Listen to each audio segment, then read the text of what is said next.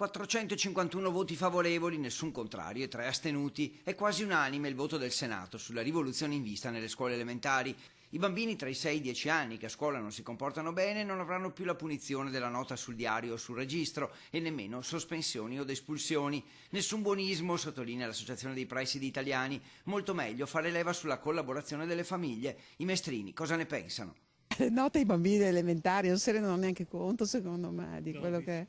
No, ma scherziamo, sono anche contro ai castighi, figuriamoci le note. No, assolutamente no, fuori luogo. Ma anche lì in effetti non servono a niente.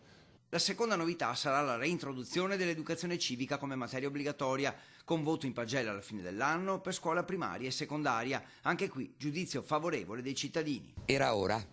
Ma perché l'avevano tolta? Perché troppa tecnologia, troppa modernità, porta poi al disastro completo, secondo me. Era ora comunque. Lo vedo tanto giusto, anche quando cominciano a alzare le mani sugli insegnanti o cosa, no. Bisogneria dire che i genitori, fosse più genitori. È colpa dei genitori? Sì, e da che qualche vescovo è otto. Sì.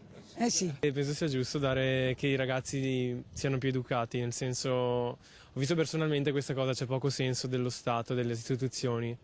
Personalmente sono contento se ci fosse di più. Io l'ho studiato all'epoca, no, ma era una materia trascurata, poco seguita. È giusto reintrodurla, secondo lei? Ma dipende, da una certa età sì, ma alla scuola media per esempio no.